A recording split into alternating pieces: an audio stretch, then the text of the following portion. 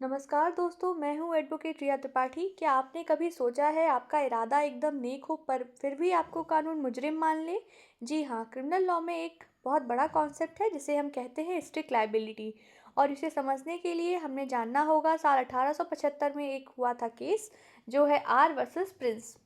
कहानी इसमें Henry Prince की है। प्रिंस को एक लड़की से प्यार हो गया था जिसका नाम था एनी। प्रिंस उसे भगाकर ले जाना चाहता था, लेकिन एक प्रॉब्लम थी, एनी की उम्र। प्रिंस ने एनी से पूछा कि तुम कितने साल की हो। एनी ने जवाब दिया कि मैं 18 साल की हूँ। प्रिंस को उसकी बात पर पूरा भरोसा था, क्योंकि एनी देखने में भी एडल्ट लगती थी। प्रिंस उसे उसके पिता की मर्जी के बिना ले गया था, लेकिन ट्विस्ट तब आया जब एनी ने पिता ने पुलिस कंप्लेंट कर दी। एनी के पिता ने, ठीक है, पिता ने पुलिस कंप्लेंट कर दी तो पता चलता है कि एनी 18 की है ही नहीं, बल्कि 14 साल की थी। उस वक्त के कानून के हिसाब से 16 साल की कम की लड़की को उसके गार्जियन से दूर ले जाना एक जुर्म था। कोर्ट में प्रिंस ने एक बात कही कि मेरा कोई गिल्टी माइंड नहीं था, यानी कि मेंस रिया मेरे पास में नहीं था। ठीक है, मैंने तो वही किया जो मुझे सच लगा, मतलब कि मिस्टेक ऑफ फैक्ट के तहत। लेकिन क्या कोर्ट ने इसको छोड़ा? नहीं, ऐसा बिल्कुल नहीं हुआ। कोर्ट ने इसको नहीं छोड़ा। फिर इस पे केस पे जजमेंट आता है। जजमेंट क्या आता है? 19 मई 1875 को एक जजमेंट आता है।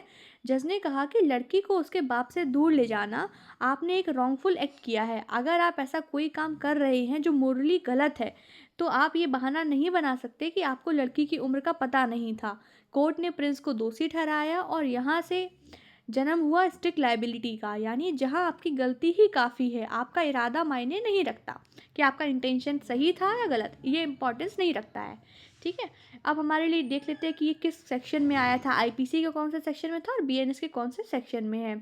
पहले ये केस आईपीसी के 361 और 363 के लिए पढ़ते थे, लेकिन नए भारतीय न्याय संहिता के हिसाब से इस प्रोविज़न को बदलकर सेक्शन 137 और 138 में आ गया है। फिर रिपीट कर दे रहे हैं एक बार हम, 137 और 138 में आ गया है। बीएनएस का सेक्शन 137 आज भी वही कहता है, अगर आप किसी माइनर को उसके गार्जियन की मर्जी के बिना ले जाते हैं तो वो किडनैपिंग है, चाहे उसकी उम्र का पता हो या ना हो। तो दोस्तों, लेसन ये है कि कानून की नज़र में हर बार इरादा ही सब कुछ नहीं होता है कि आपका इंटेंशन क्या था, मेंस था या नहीं था। लेकिन अगर आपका स्ट्रिक्ट लायबिलिटी का कॉन्सेप्ट आता है तो आप उसके लिए फिर लायबल होंगे।